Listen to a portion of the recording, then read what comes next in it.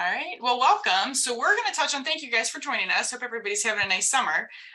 So just to kind of give you an idea about what we're going to go over today, we're going to touch on just the project updates, what's going on with our numbers. You're going to get to hear about some staff changes that we've had and some new folks joining us, or new familiar faces joining us. And then just kind of address a few of the little things, a few little changes and tweaks in our processes. And then we're going to talk about diversity, equity, and inclusion for a bit. So, I sent out that worksheet on Connect Team 2 days ago. Just kind of take a look at it. That was a good conversation starter, something for us to look at, get our minds thinking about maybe some different ways we can incorporate that into our delivery of mental health first aid. And then we're going to end with just some time to have some open Q&A. Whatever random question you might have, whatever related to mental health first aid or the delivery of it, the marketing, whatever comes to mind, we're going to leave some time at the end to have an opportunity to do that. So that being said, Janet's going to go over the project progress with us, kind of let us know where we're at. Yes, thanks, Bridget. Well, welcome everybody. It's nice to see everybody's smiling face. And we are in month 12 out of 20.5 for the OMOS project. So we're 12 months through. We have, what is that, is 8.5 months left to go before we are out of our funding. So that being said, we should be about 59% trained, and we're about 54% trained. So we're almost where we need to be exactly. And that includes that first 3 months. If you guys remember, we didn't train a single person for June, July, and August because we were switching teams. We had all sorts of stuff going on. So I think we're doing fine. We have trained a total of 3,264 people as of June 30th. And if you were part of the first project with us, our total together is 9,496. So we are this close to training 10,000 people in this project. So when we do, we're going to have Pat's and Laurie's clapping. I love that.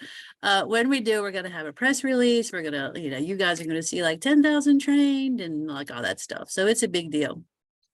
So kudos to you guys for getting us kind of exactly where we need to be right now. We have 88 instructors in the network that we've contracted with, and we've added 25 new instructors since the project began. So we had funding to add 40, so we have 15 more open slots to fill with new instructors before the project ends. And so the team is meeting in mid-August, and we're going to review. I think we have, 15 to 20 applicants that are waiting to hear from us. We're going to review all of them in August, and so we're going to have hopefully a handful of new instructors that come out of the review in August. So of the project total, I want to break down what audiences, where we're at with the audiences, and kind of give you a feel for what audiences we're really looking to add more classes. We've had, of all those trainings, we've had 47% were youth, 12 to 18. So kudos to Kathy. I don't know if she's on the line, but she's doing a great job with our youth trainings. We've had 30% of those trainings have been college age. So that's Michelle. Michelle's kicking butt with college age. We've had 10% of our classes were older adults. So Michelle and I have been talking about, we really want to get more classes for the older adult population. So if you have connections with nursing homes, the AAAs, independent living, senior day centers, anybody like that, we're looking for more hosts like that we can train their staff and or their clients, members, residents, whatever they call them. It'd be fun to have a class of seniors that we train. So keep that in the back of your head as you're thinking about who do you know that needs mental health first aid. 10% of those are faith-based. So we have found that it's really hard to get into the church community, faith-based community. And you have to know somebody in the congregation that becomes an advocate. So again, if you know of anybody like that, and you're like, oh my gosh, this would really help this particular church, email anybody on the team and say, I think I have an idea for you, a contact for you, and then we could take it from there. 38% of the folks we've trained are minorities. So that's Bailey. Way to go, Bailey. Good job. A lot of people, and that's really urban, LGBTQ, ethnic minorities, low social economic status.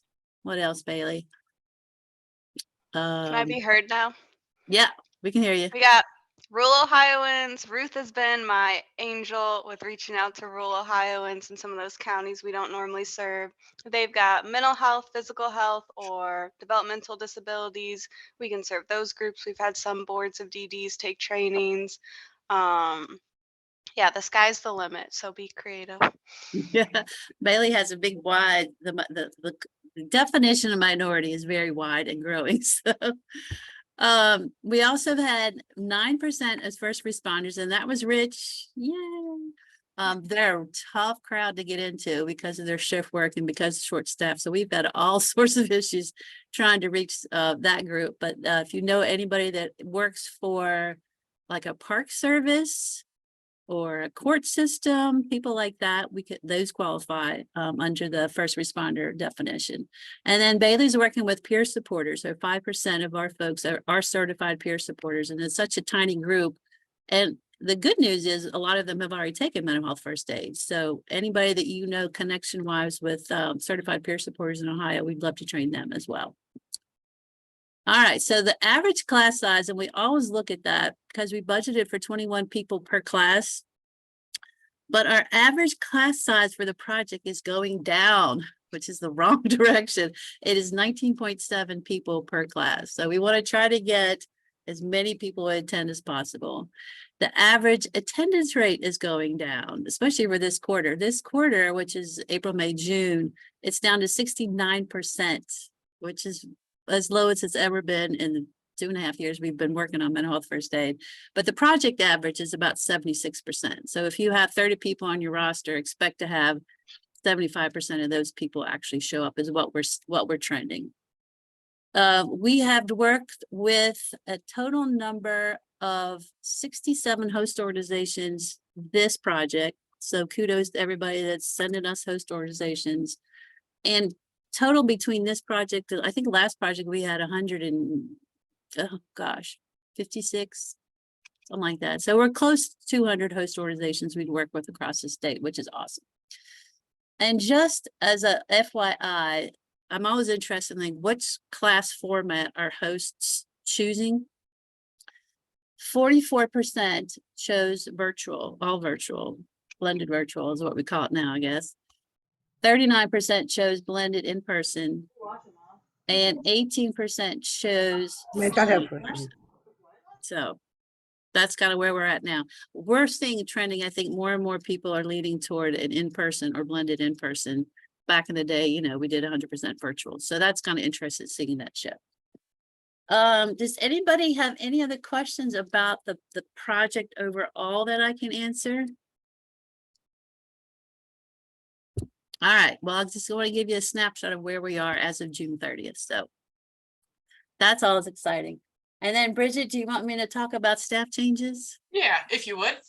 All right, we were very, very, very sad to see our Rich Palmer leave us. He got another job at M. Henke Swell. And so Rich, do you want to talk a little bit about what you're doing? And okay, I didn't go away. I just shifted. yeah, but you're not a coordinator anymore. I just shifted. So some of you will still see emails from me as I'm tidying up some of the last calendar items that I had for classes. So as I'm working through those calendar items, you will still see me coordinating through some of those. To that end, I've moved over into a community outreach coordinator position with Mental Health America. And that role is to promote all of the services that we have at this affiliate. So, everything from mental health first aid on through to pro bono counseling, payee services, safety net services, more education of a wide range of things. And I'm still reaching out to first responders. I'm still reaching out to frontline healthcare workers. So you will likely still see classes that result out of that that outreach effort. So just a lot more opportunity to get me out into the community and connect with some of the decision makers that maybe I wasn't getting to as readily sitting here working through class coordination. So really excited about it, but I'm not disconnected. And I'm going to teach some classes from time to time as well. So just happy to continue to be part of MHFA. So thanks, Janet. Well, we are fortunate to have even a little piece of you because you will be missed as a coordinator. But the good news is we've hired 2 people to take Rich's place. 2 part-time people, and one is our wonderful Keith Klein. So Keith, do you want to unmute and kind of tell people sort of what the plan is to get you in the coordinator seat? Sure. I've been talking with Janet since that position was posted, and part of the mix with all of this is that I still have a passion being an educator, lifelong educator. Still have a passion for teaching and doing having the instructor hat on. And so I'm kind of mixing my schedule up. I've got 5 hours that I'll be working each week on coordinator activities, helping to support the instructors, get classes set up, going out and onboarding, or going out and recruiting other classes for everyone. And then that'll still free me up a couple of days a week to teach if I'm lucky enough to have other coordinators assign me a class. You can sign yourself a class. Yeah, I could, I guess. But anyhow, I'm real excited about joining this group. Coordinators have been great up to this point, and just ready to dive in and be more supportive of the whole mission that we're trying to accomplish as a team. So excited about it, and I'll be here helping and hopefully pushing some classes out here soon for others to get involved and getting more classes scheduled for everybody.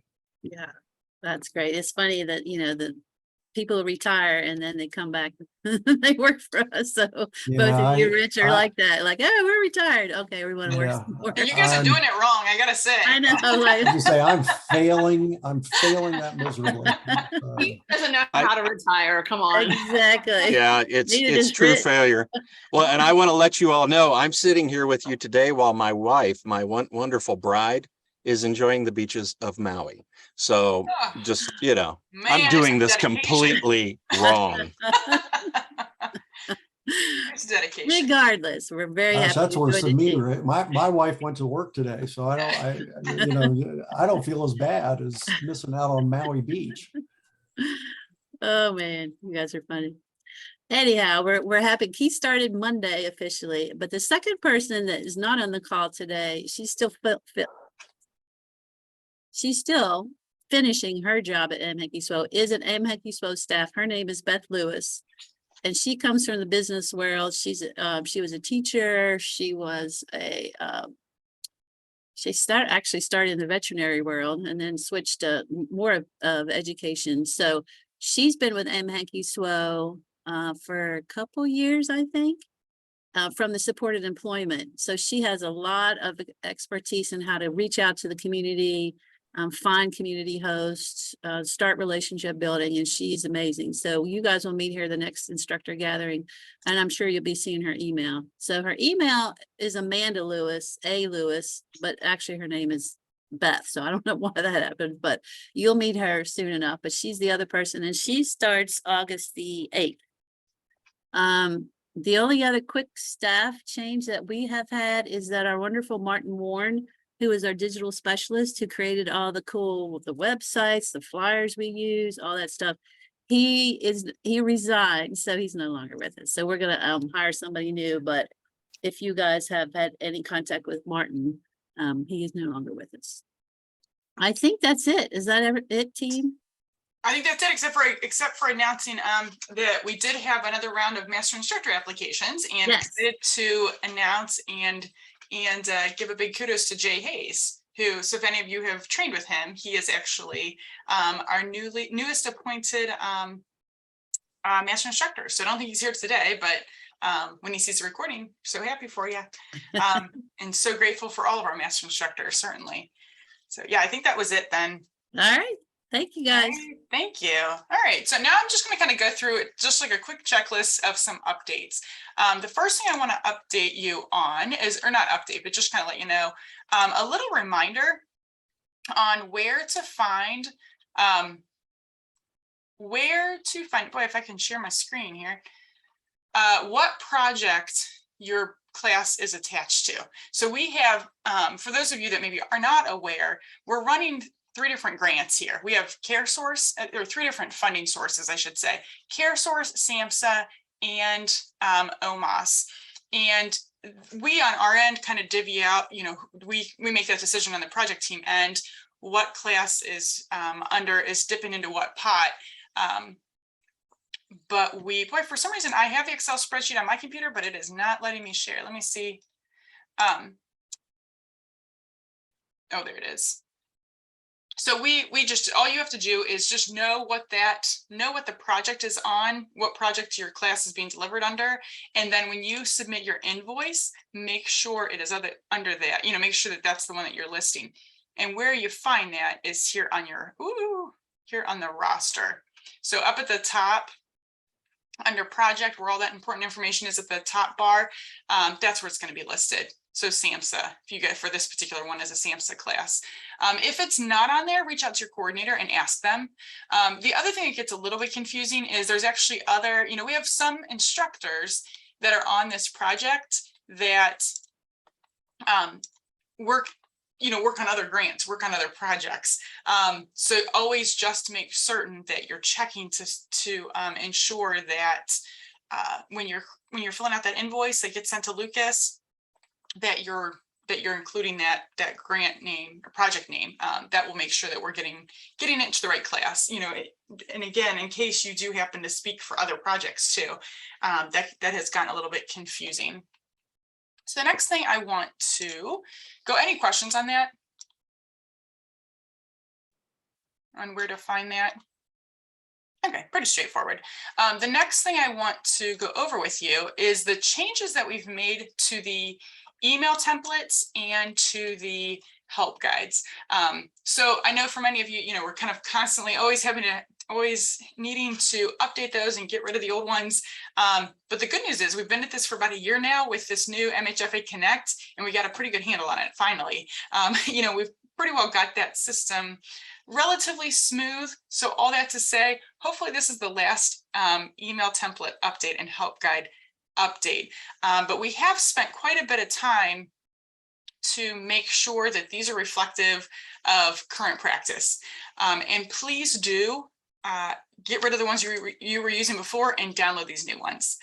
They are going to be fun because there's things in there like the cancellation message is different. At one point at the beginning of the project, we were having folks click on a link to cancel, and we've changed that process now. Now we want them either to reach out to you as an instructor and or reject the Outlook calendar invite that they get. So again, that's going to be really important, because if all they do is respond to that old email template that says cancel here, nobody's ever going to see it. And we're never going to, that seat's going to be kind of wasted. We're not going to be able to plug a new person in their place. So please be sure to update these new ones. And I did change the grouping a bit here. As you can see on the Trello board, we have actually 3 separate templates now, which hopefully this will make life a little bit easier.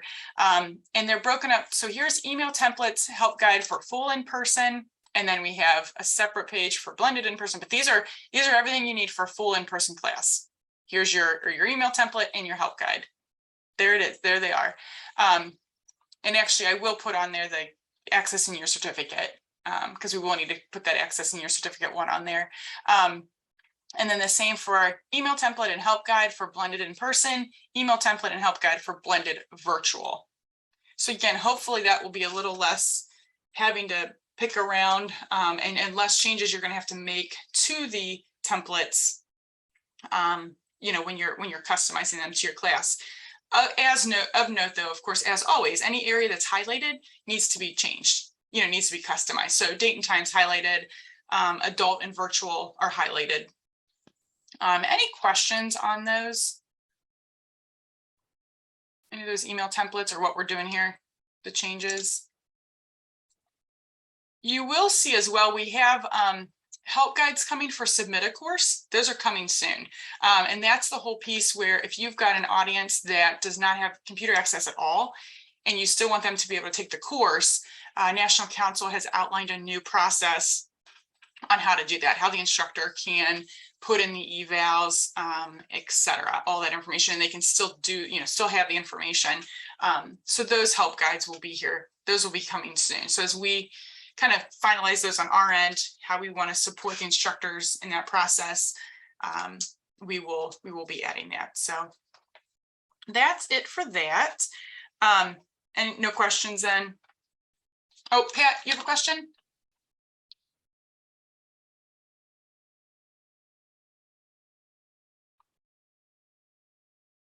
Pat, I can see your hand up, but I don't hear you.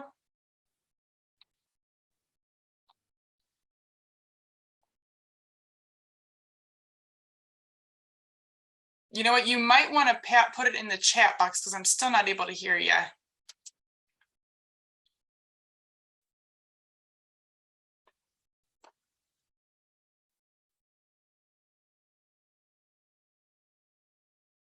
Yeah, if you want to go ahead and ask the chat. As she's putting her question in, I do want to thank all of you as well for those of you that completed the instructor questionnaire a couple weeks ago. We did get that information and it was very helpful, kind of helping us to see what platforms are easier. How is it, how do you best, how are the instructors best receiving information?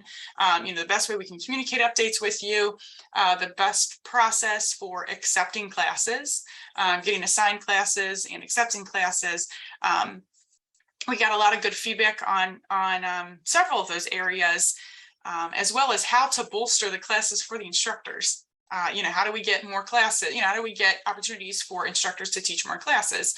And what I will say, of course, those, we did identify a correlation between those instructors that were doing the host referrals and the number of classes taught. I think Ruth, I got to call you out here because you're a perfect example. And give you applause. Ruth is, she teaches a lot of classes, and she's bringing the majority of them to the table.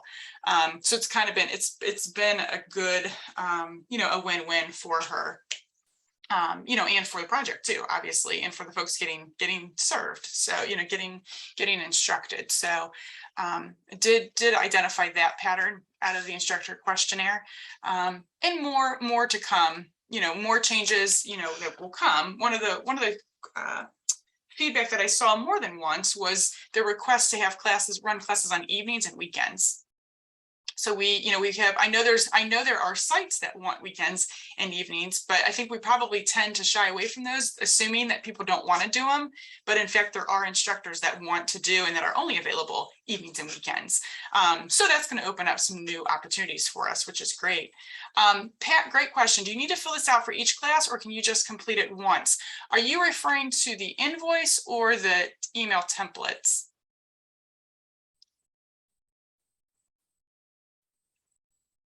But good question.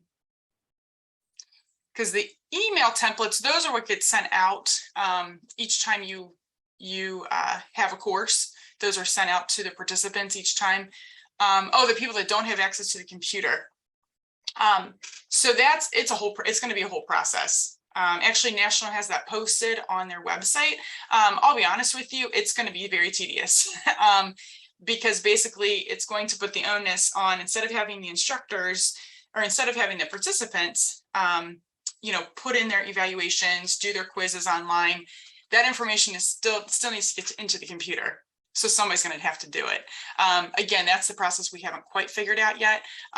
But you're potentially talking, somebody's going to have to enter in by hand 20 evaluations. Not scanning them in, but typing them in. Actually, for those of you that have been doing this for a while, that's what we did with the old MHFA platform, and we were doing it. I tell people I paid my mom in visitation with her grandchildren to do that for me. It was a trade-off. But she is retiring from that position now. So she said, don't even ask. She was kind enough. To do it for a long time for me. But so it's very similar to what we were doing in the past. but that is a way to get folks that don't have computer access still the ability to take the course. So it's doable. In fact, we have one of our instructors that works with the jails, and this is going to be a way to get the inmates as well as the staff in the jails trained, which is, you know, it's a great opportunity. So hopefully, Pat, that answered your question.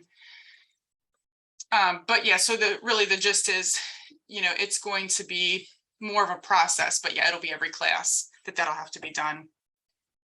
All right, so that's it about the instructor questionnaire. So the next thing I want to go over is that handout that I put on Connect Team yesterday or 2 days ago on diversity, equity, and inclusion. So I'm going to pull this up.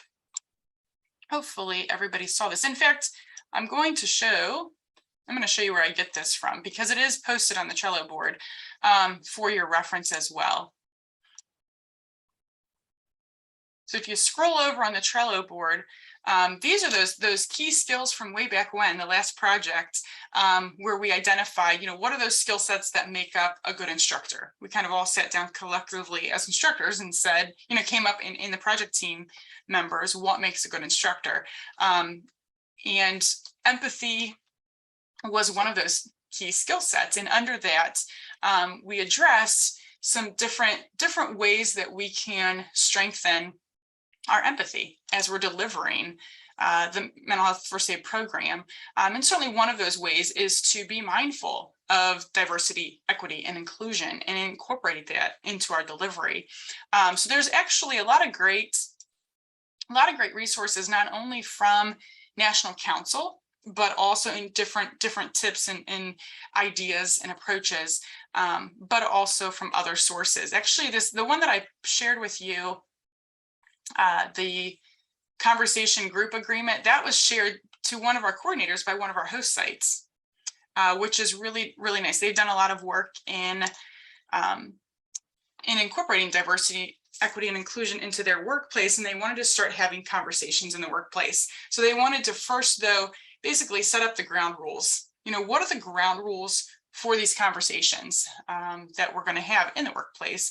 And it's a great forum to look at and, you know, use as a, let me see if I can make this any smaller.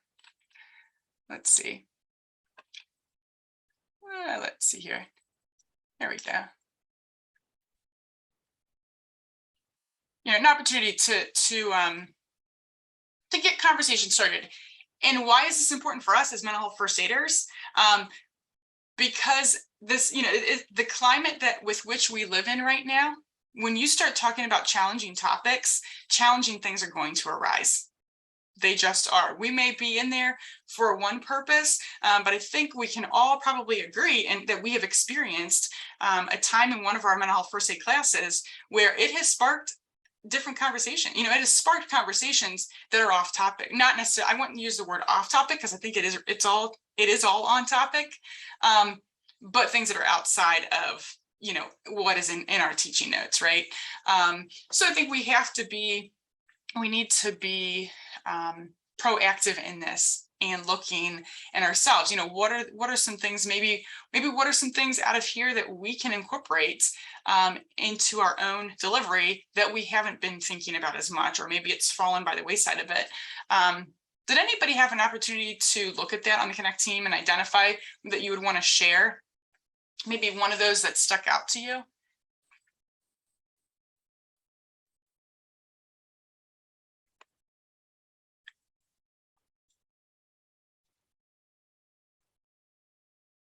And let me put this link in the chat box as well, so that you have it again. Or actually, you know what, the best way is probably just to go into Trello board. If you guys want to just pull it up in Trello board and get it that way. So as you're pulling that up and maybe looking at this, I think the one, you know, the first one that stands out to me under assume a positive intent, preemptive forgiveness. I think the first one actually stood out to me. Embrace a mindset that talking will lead to growth and transformation. And I think that's a good reminder, you know, when we're in the classes, yes, we are crunched for time. There is no doubt about it. We are always crunched for time. But understanding that, you know, that not just dismissing the comments with the intent of, well, we need to move on and get to the next topic, but taking a moment to talk about it as much as we can. And then maybe offer an alternative, which is, we can't talk as much about this at length right now during the class, but I'm going to be here after class and we can talk about it after class. That may be, that validation for the participant to hear, and we can continue the conversation and really lead to that growth and transformation for everybody. So I'll go through some of these just so we can read them, but engage in dialogue. Again, being mindful of that, practicing cultural humility. And that's where in the Facebook page, for those of you that maybe didn't see that, I put in there that implicit bias test that Amanda Hampton has talked about. For those of you who've ever heard Amanda Hampton, that's one of our instructors, talk about the implicit bias test from Harvard. The link for that is actually in on that Facebook page as well. But it really just speaks to, know who you are. Figure out what are your biases, what are your, what do you bring to the table so that you can set it aside then in order to be able to practice cultural humility and to be able to acknowledge that that's different than how I grew up and that's different than my understanding of it. But please tell me more, just as we talk about in the training, right? Being mindful of that in how we deliver our training. Be open, transparent, and willing to admit mistakes. Certainly, we talk about that, include that in our conversation, right? That importance of being able to shift. You know what? I'm sorry. What I meant to say was, or, I'm sorry, I wasn't aware of that. Whatever that might look like. Embrace the power of humble listening. Actually listening to understand and not just to respond. Working towards a creation of trusting and brave spaces where discomfort is okay. Admit that sharing perspectives might involve taking risk and that might be uncomfortable. Be open to trying different approaches as people may lead different things to attempt vulnerability. And I think what's important, what makes me think of is the learning agreement that is incorporated into the training. So I think it's, I remember from our last instructor gathering, we had the presenter from Mental Health America that came in and talked with us about the importance of having that solid learning agreement up front to ensure safety for everybody. Having that solid learning agreement up front is also the opportunity where we can create an environment that says, yes, what we're saying, yes, these other topics that you're bringing up are relevant and they're important, but we're not going to be able to necessarily talk about them today between 9 and 3:30. But you're absolutely right. We can validate that, but we can also, if we take that time in the beginning to set that stage of what this class time together is going to look like and what unfortunately can't look like, that gives us as instructors a little bit more of an ability to shift back to our curriculum if we need to, right, as we need to, so that we stay on time, so that we adhere to fidelity of the program. And again, as number 6 talks about, we just want to make sure, we want to spend that time on that learning agreement so we can say, what's going to make this a comfortable learning environment for you? What's going to make you feel like you can speak up, like you can participate in these activities. Number 7, speaking up but not over if you witness a microaggression. And again, I think this is where be willing to be vulnerable and speak up if you witness a difficult situation or exclusionary behaviors, bias, and discrimination. When somebody uses, when somebody refers to the individual as, not using person first language. Well, I worked with a schizophrenic once, to gently be able to say, hey, thank you so much for sharing your story. I do want to point out, how easily we fall into that pattern of using non-person first language. It does happen, right? But using, if we can make a simple change, because we acknowledge that language matters. So if we can make that simple change from referring to the person as a schizophrenic to a person that lives with schizophrenia, again, we don't want to ignore it. We want to speak up. We want to be able to point those things out during the class, respectfully and gently, of course, as we do. Be open to and embrace opportunities for feedback and learning.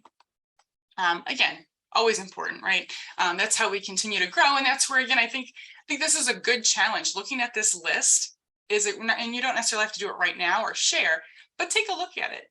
Do an honest self-assessment. Where are, maybe one or two things that I want to start incorporating in my delivery of mental health first aid. Speak your truth and respect the truth of others. Again, using those I statements and being genuine, right? Being genuine to who you are is always going to get us much further. And again, just like we talk about in the class, honor yourself in the space that has been created. If you need to step away, you step away, right? Whatever that looks like. Trust yourself that the space has been created. Engage in self-care as needed. Again, looks very familiar, doesn't it? To what we would encourage others to be doing in our class. So any thoughts on this? Anything you'd want to share, or maybe different scenarios where you were challenged in a certain area with this? Bridget, I'll speak up a bit. Yeah, thank you. Teaching a recent class for first responders,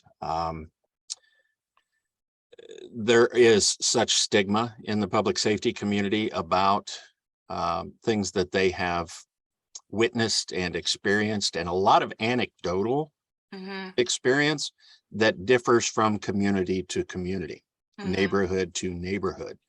And so when they're caught up in the microcosm of their neighborhood or their community or their beat, as it might be, they only see things through that lens. And they have challenged me and other instructors that are actually here on some of those biases that they have.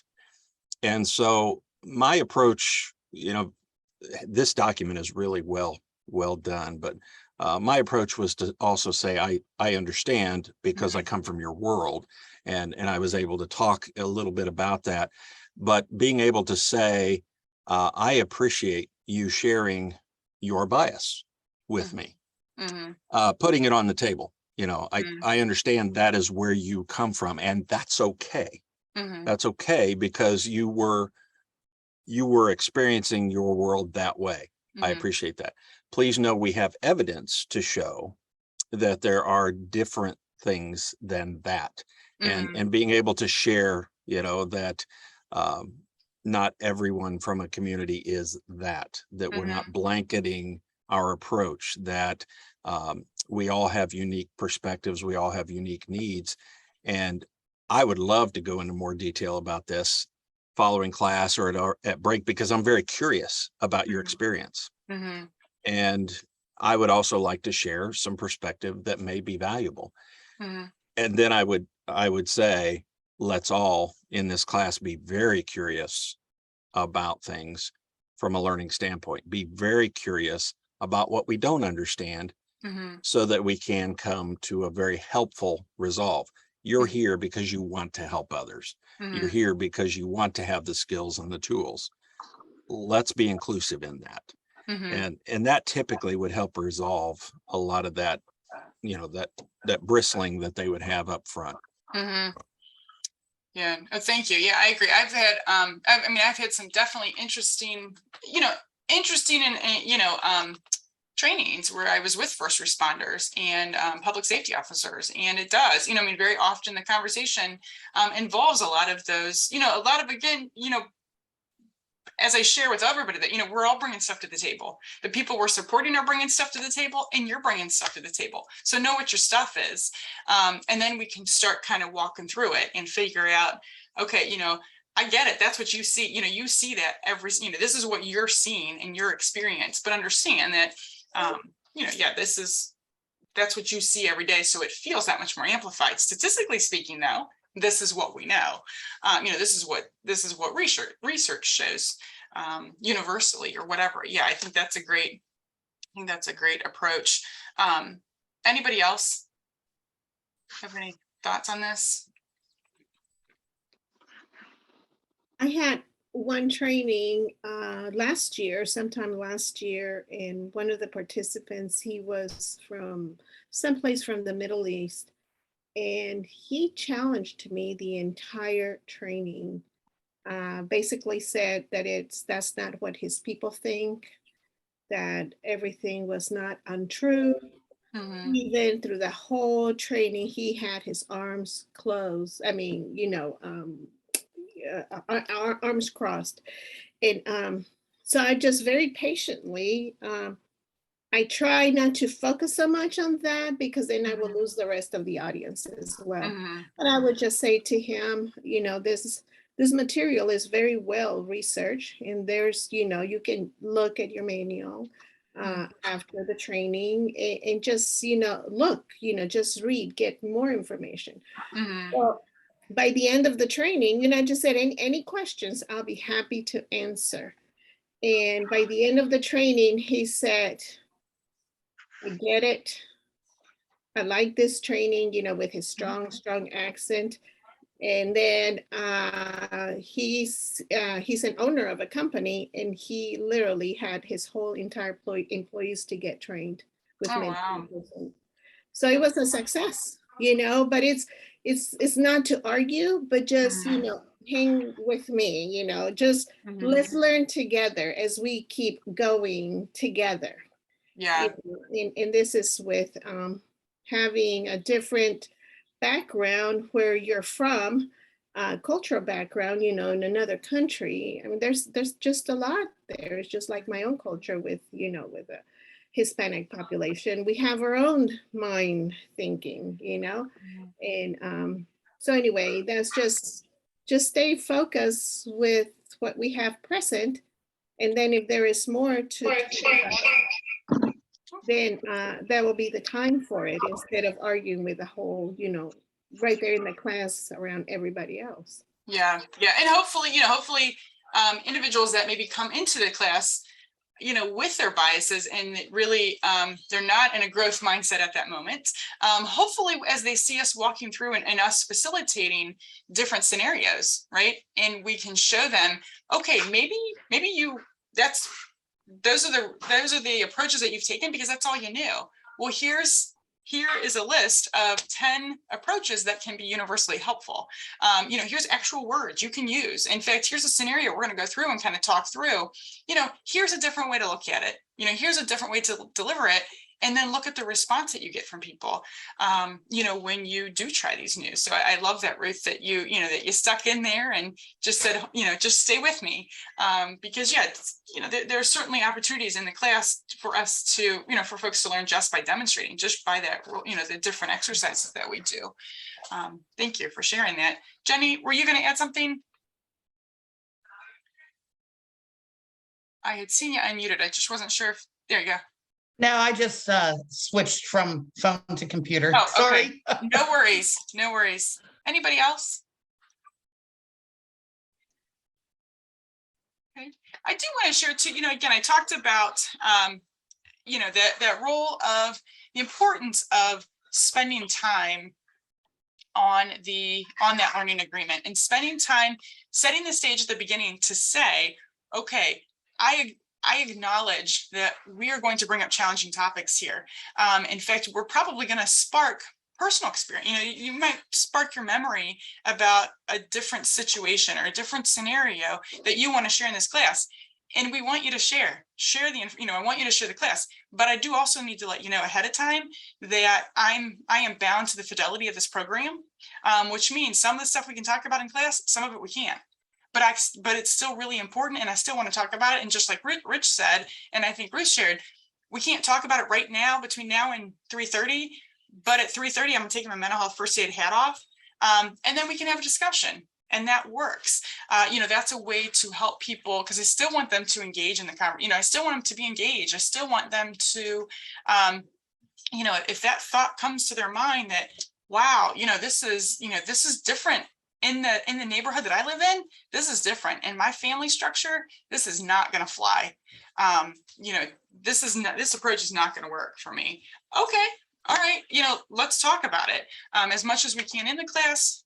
but then we can talk about it after, have that system in place so that you can easily go back to that. Because again, as I mentioned, I think all of us have been in that situation where time gets away from us very quickly. If we allow these side conversations, they are important and there are such rich discussions to be had. And I think we're all probably pretty passionate about this stuff and would love to talk more about it, but we can't. We can't from a time standpoint. Thank you, Rich, for putting that in there. And we also can't, because again, we really do need to be sticking to the fidelity of the program. So let's make it clear up front so we can reroute back to that. So people don't feel like we're just ignoring them or dismissing them or, or not taking seriously maybe what they're saying, not acknowledging it. I did put together, Kathy actually helped me come up with a little sample script, and this may be helpful for you. It may not. You may find it helpful. You may not. Use it for what you need to, or don't use it at all. But it is posted on the Trello board under the instructor resources, but it's a sample script. It's very similar to what I say at the beginning of the course. And I'll just read it here. I hate to read things to people, but it's probably very small. So I'm going to go ahead and read it. And again, it's just a starting point. And things to think about when we think of this idea of how can I set the stage so that I can still get to difficult topics, but not have to not have to lose track of time and not dismiss people's feelings as well. And they're really important things we're saying. So as we go through this course, this is just an example. Again, we're going to be discussing some challenging topics. It's not uncommon for that to spark conversations and a variety of other important related topics. While we will have opportunities to talk about some of these, I do need to share that as an instructor, I am bound to adhering to the fidelity of the MHFA program.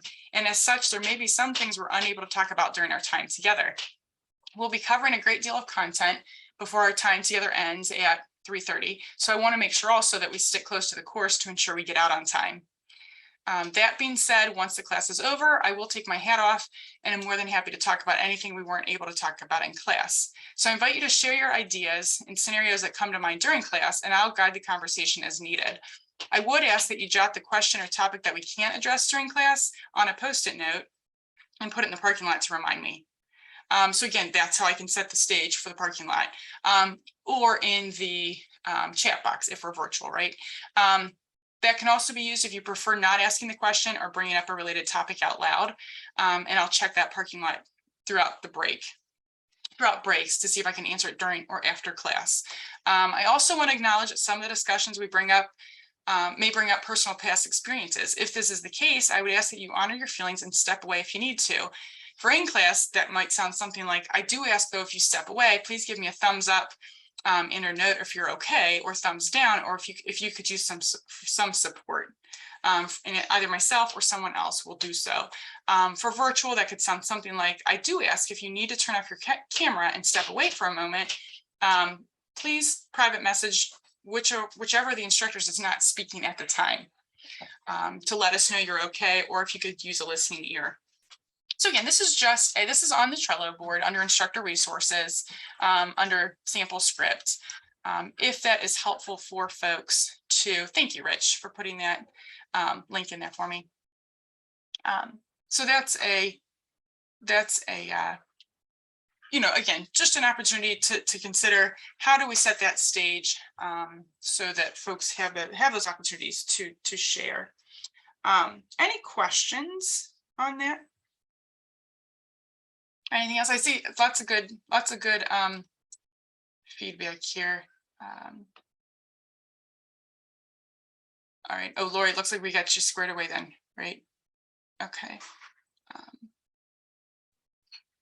Yeah, certainly, Rich. Yeah, compassion is a challenge for all of us some days. Yeah. It's important to appreciate their view as an opportunity to learn about each other. That has a valuable skill to have. Absolutely. Yeah, and yeah, I think, Bailey, thank you. So something I love discussing at MHFA is taught in 20 different countries as a fun fact. It was great to hear Rich, Bridget, and Ruth's examples of how to honor the variance of participants' lived experiences. Yeah, absolutely. Thank you. Yeah, it's nice to know that the material has been, I think the folks at National Council are very thoughtful and very intentional about making sure that the curriculum that we deliver does incorporate you know, all those principles of honoring folks' individuality and honoring, you know, those lived experiences that people have. So I think, you know, we are set up as instructors. We're in a good place. They set us up well in many ways, you know, but those conversations can always go off. So what can we do as instructors? Stick really close to the fidelity, right? Stick to the fidelity, because that's going to be our safest, right?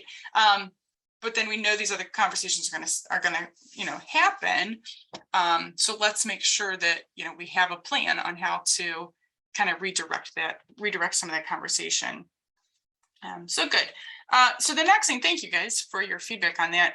The next thing I want to look at is we have some very exciting upcoming dates that I want to make sure everybody is aware of.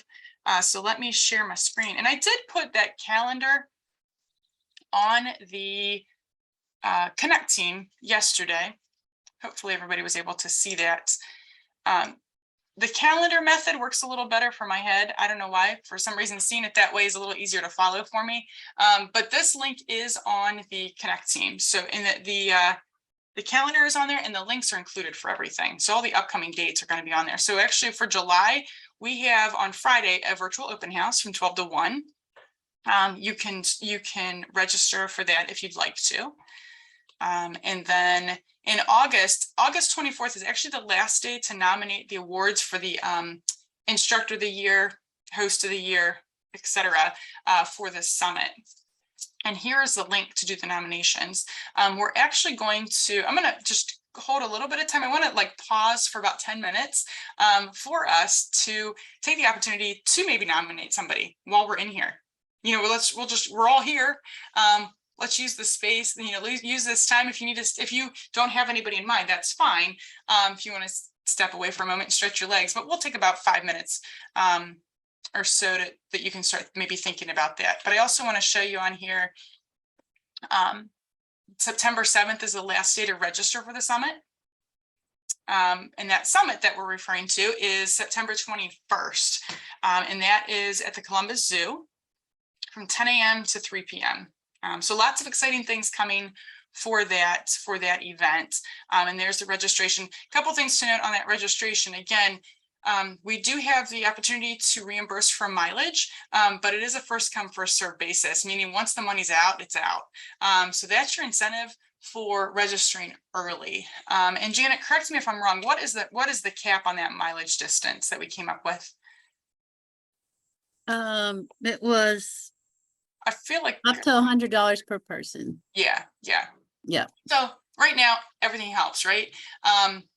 So do take advantage of that early registration to get some mileage reimbursed. And then our next instructor gathering is going to be October 26th. So you can put that on your calendar, a Wednesday from 12 to 1:30. And the link is here too for the Zoom link. But that being said, I want to put on here, again, we'll take about 5 minutes or so, the nominations for instructors and as well as host sites. So I'm going to put this in the chat box so we have it. There we go. See if that'll work. Yeah, it didn't work. All right, hold on. Let's try it a different way. While you're doing that, Bridget, what we're looking for is 5 categories of winners. Last year we had 10, so we cut it down. 1 is the new instructor of the year. So anybody that really has been paid for under this project that joined us. So I know there's a few of you guys on the phone or the Zoom meeting today. Adult instructor of the year, youth instructor of the year, the well, we used to call, last year we called it Mover and Shaker Award, but it's really the advocate of the year. Somebody that you think is really doing a great job spreading mental health first aid across the state of Ohio. And then the last is the host of the year. So if you're an instructor and you work with a really good host, let us know about that. And the idea is we have all the nominations, and then the team will look at them all August the 26th, I think. Yeah, 25th. And then we'll tell the winners this year. Last time we didn't tell the winners. We'll tell the winners so that they can plan on coming to the summit. And then Vicky Montesano from OMOS, who awarded the awards last year will be there physically all day with us, and she will award the awards to the winners.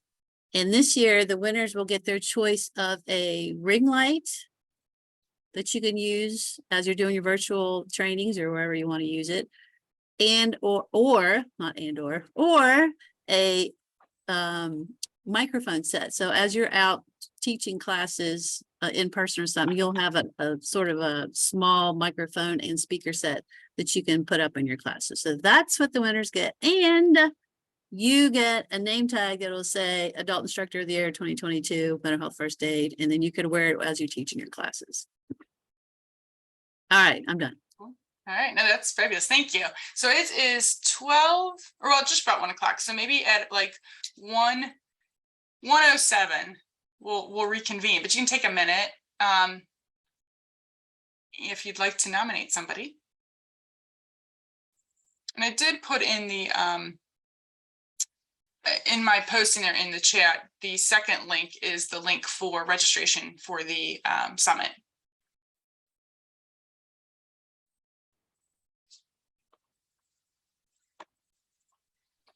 Hey, Bridget, do you know who the speakers at the summit are going to be yet? Janet, I'm going to turn that over to Janet. Yeah, so our keynote is going to be Frank King. And he's called the mental health comedian. He lives in Oregon, so he's going to virtually log in. He is going to talk about men in mental health. He's co-authored, I think, 4 books about it. We met him when we did a safety committee with construction workers, and he used to write for the Johnny Carson show for 20 years, and he really is a comedian. So he's like, it's really strange to talk about suicide and, you know, being a comedian. So he's going to be very interesting. So he's our keynote. And then we're going to have a session by Maggie from Mental Health America of Ohio, and she's in charge of the Bailey, say this, we're Ocumetrics. Is that how you say it? Where's Bailey? Ocumetrics. Ocumetrics, which is Mhm. all about mental health in the workplace. So she's going to talk about, like, as a worker, what do you look for your peers and your supervisors, and just kind of talking about, you know, maybe as a mental health first aider, what kind of things what things happen in the workplace that you can look for signs and symptoms that might be different in other places. So that's going to be really good. Bailey's going to do some self-care for us. So it's a training, but it's also kind of a celebration of our project and then celebration of you guys. So we're going to have self-care stations. We're going to do, Bailey has some really fun things that she's going to do that we're really going to take care of ourselves during this as well. Okay. And then in the afternoon, we're going to have, hopefully it's going to work out, that Amy Shadwick, who is the executive director of Ohio Rise. If you guys know anybody, that program, it's the big governor's initiative for mental health in Ohio. She's going to come speak to us about what's going on in the state of Ohio with the governor's plan and helping with mental health mental health in general. And then hopefully she's going to talk about and how mental health first aid fits into their plan. Although I'm not sure if they know that yet, but that's what we asked her to talk about. And then our advocacy team is going to talk about what they're working on to try to get mental health first aid in the state of Ohio. And I think Deb Robinson, who you guys might remember from last time, she's a part of our advocacy team, and she's going to lead that part. Then we're going to have the award ceremony in the afternoon. And what am I missing, you guys? And you also get a ticket to the zoo. So you get free parking when you come in. And then the rest of the 3 o'clock, we ended early so you guys could go out and join the zoo for a couple hours if you wanted to. But that's going to be fun. Our place is actually overlooking the giraffe exhibit at the zoo. So we're going to be hanging out with the giraffes all day too. So it's going to be a really, really good day, and really excited to seeing all you guys there. So far, we have about, I think last time I checked, maybe 22 people registered. Half of them are actually mental health first aiders. So somebody that's taken the class, this project, we invited those people to come. And so it's going to be a whole new group of wonderful, you know, they're going to bring their stories about why they opted to spend a whole day with us talking about mental health first aid. It's going to be instructors, it's going to be advocates. So it's going to be a really good group of people that care about mental health first aid. So I hope you guys all register, and thank you for putting the registration link in the chat, Bridget. Thanks, Janet, for that. That helps a lot. You're welcome. Yeah, thank you, Janet.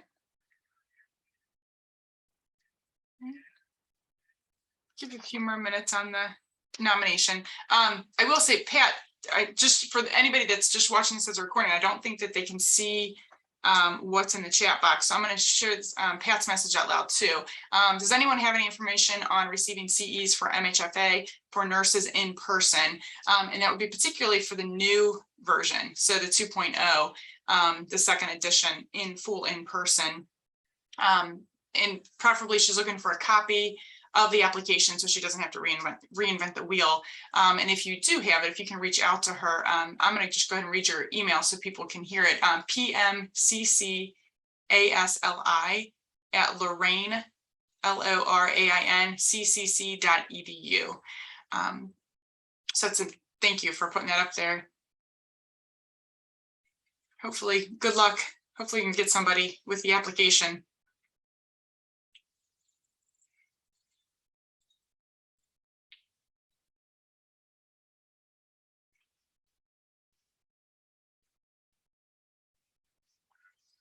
So as we're waiting, then just the last thing, if you're not filling out a nomination, which is fine,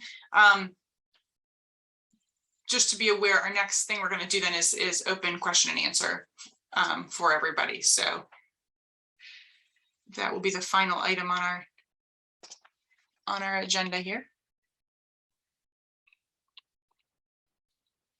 It looks. Oh, Lori, you have a question?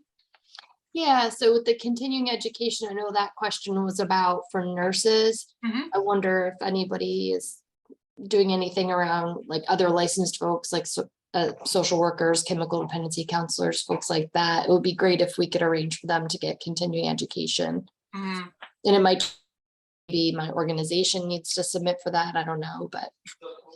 Yeah, so typically what happens is it follows and anybody else can feel free to chime in. Typically what happens is it follows the instructor. You know, the instructor has to go after it. I mean, even though we know mental health first aid is approved on the nursing board for CEs, we know it's approved for social work. It's just a matter of who fills it out. And each individual instructor or organization that they want to be delivering it has to fill out the paperwork with that particular board. I know it's been done for social work. Like I said, I know it's been done for nursing too. I don't know about chemical dependency. I wouldn't be surprised if it did, but you know, if it didn't, you know, or if it did get it. But does anybody else? I know that Janet, you had a form, didn't you? Yeah. Have some information on that? Yeah, we created something to be how to get CEUs, because like Bridget said, it's really the host. The project team is too small to do that. So each host is given that option. And like Bridget said, historically, social work, counseling, there's been a lot of people that have been approved for that. So it has happened and can happen, but it's just the host that has to do all the work, unfortunately. We can give you the timed agenda. We can give you the resumes of the lead instructor and the co-instructor, because that's usually what they ask for. So we can give you this stuff, but the host, if they're interested, is the one that sets it up and follows though. But I think it's called, what is it called, Bailey, on the Trello board? Like CEU for host. I just typed C. All right, you muted yourself somehow. If you just type CEU into the search bar at the top of the Trello page, it comes right up, and there's all of the things like resumes, the help guide, the agendas, the objectives, all of that good stuff is on a card. Yeah, so it's all there. You just have to, send it to the host organization, and then they fill out the application and follow up with all that stuff. But I'd say of the classes that we've had, maybe 20% of the hosts have chosen to get CEUs. But the ones that do, their attendance is high. Mm-hmm. So we hope, we would love if more people would do that. Yeah, good question. They don't make it an easy process, but yeah, like Janet said, it's not an easy process, but when you get it, it's really nice to have. It's definitely nice to be able to offer that to the participants. So anybody, we're about right at 1:07. So what are the questions? This is really just the time to open the table to everybody. What questions do you have? Maybe on how to, the use of Connect Team, how Connect Team is used to assign classes, accepting courses, anything to do with MHFA Connect.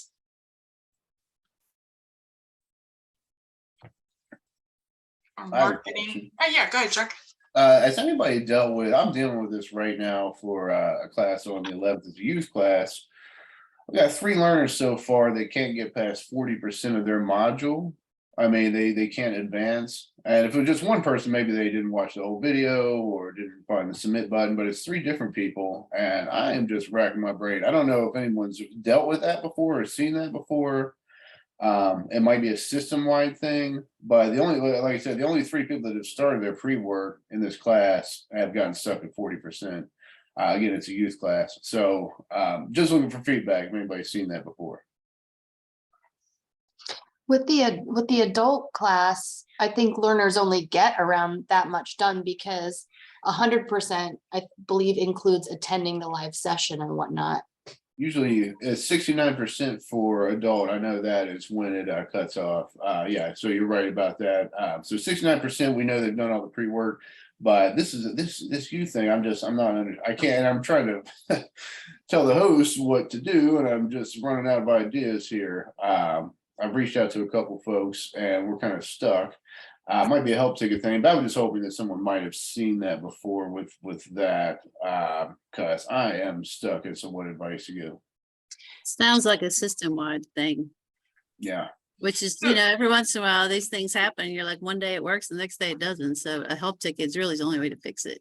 yeah, that's what I figured it might be. Chuck, when you look at those accounts that are stuck at 40%, do they have they opened up their manual and their PPG? Because I know some participants forget to do those things because there's really no action that's required, but they need to put the check marks. You know what I mean? Okay. And I don't know about youth because I haven't been in the youth in a while, but I'm wondering if maybe it has something to do with they're not opening up those resources.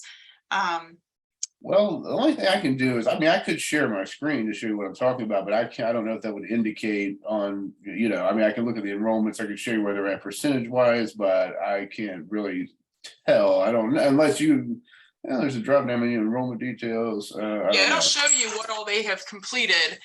What, you know, if there's 7 steps, I don't know how many there are for youth, but if there's 7 steps, if they've gone through, you know, 1, 2, and 3 will be checked off, but then they might still need to do 4 and 5, which might be non-actionable things, but they need that check mark. The 3rd is the one that's not checked. I mean, they checked, there's 5 total. They've checked 1 and 2. You know, I mean, and 3 is where they're stuck. What's number 3? What's number 3? Hey, you want me to share my screen? You can. Yeah, let me make sure I got you I think you do. as a co-host here. Oh, good. Yeah, there we are. So this is where they're stuck right here. Not Okay. started. Yeah, and so the final and the post evaluation, I mean, that should be post class. So I would say maybe the percentages, so like Lori said, maybe the percentage for adult is 69%, maybe the percent for youth is only 40%. They Yeah, may 'cause, not I be the mean, same because they've done everything. this looks like the 'Cause class that's the itself training. is module Yeah. 3. Okay, Yeah. okay. So I that would sounds say it's good. probably 40. So that's good to know that because I didn't know that. I didn't know that there was a difference.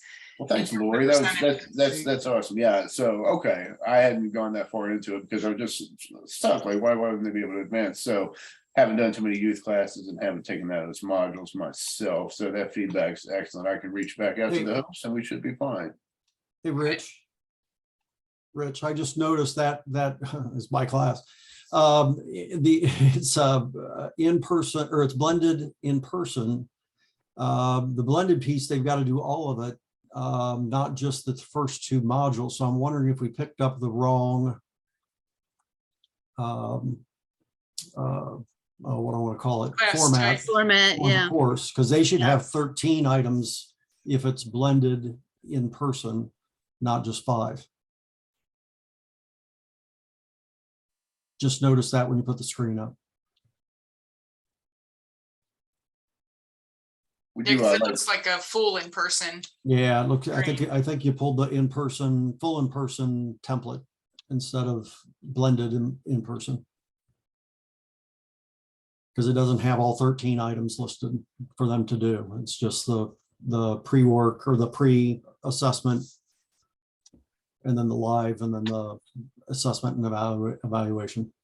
So if that course is taken down and republished under, under the right format, would they lose that pre-work they've done so far? Probably. But they really haven't. The only pre-work they've done is an opinions quiz. They opened up the welcome and they did the quick opinions quiz. At least they haven't invested any time in actually doing the 2 hours of pre-work. Yeah, Rich? But that's going to impact everybody in that class. So anybody that is already done, if you start a new file under the right file, everybody is going to be impacted. So your best bet is to reach out to National Council and submit a ticket and let them know that the wrong format was used for that class, and see if they can migrate all those over. They will migrate any pre-course work done except for, I believe, the surveys, which is a 2-minute, it's a 2-minute activity. But as far as the pre-course viewing, basically the video material, they can migrate that over to a new file. That way nobody will lose what they had. Yeah, like you said, they haven't really done that much anyway. So Those people haven't, but what about everybody else in the class? right, they haven't started. It's only the 3 people that have started. So the sooner So They're would the have only had 3 that have access. started. Okay. yeah, there's only Okay. 3 people that started. We just It just sent the went out. invites today. Okay. Yeah, Well, in yeah. that case, build a new one and just migrate the roster in there, but you're going to have to let people know that they're going to be transferred to a new class, because that could impact what they're trying to find when they Sure. get in there. Yeah. Thanks, Rick. And I think that'd probably be Michelle, Chuck, so you don't have to worry about that. She would probably set that up. Oh, sure. Yeah. Just let me know when you get that set up. I'll reach out to the host unless you want to do that, because we've been going back and forth on a number of issues. So Well, good. They look at this teamwork. I tell you what, we're getting stuff done here. There you go. What other questions you guys have? Anybody?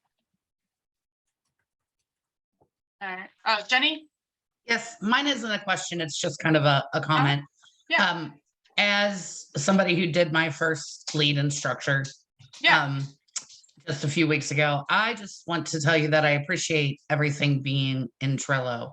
So I was able to jump in there and grab what I needed. My initial emails were not exactly correct, but Rich helped me with those.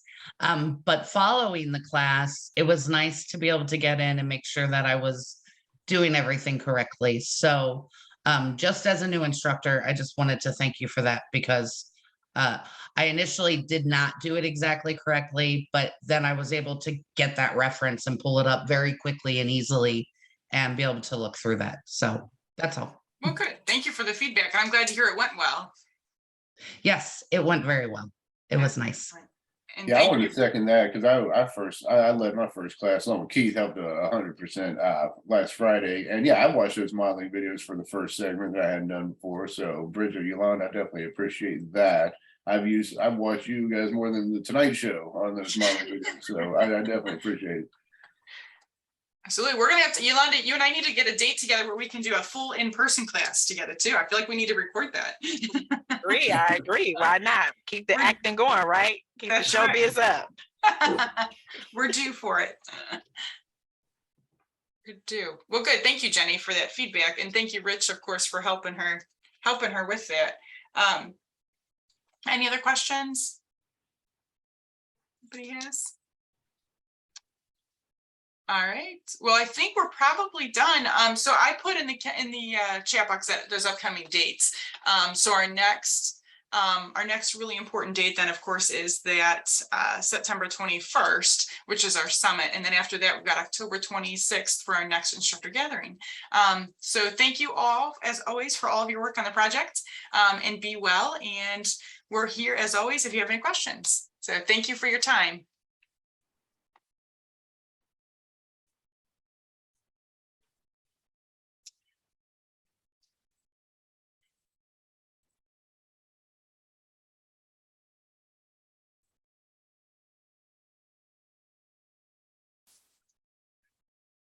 Hi, Cora. Hey, Bridget. How are you?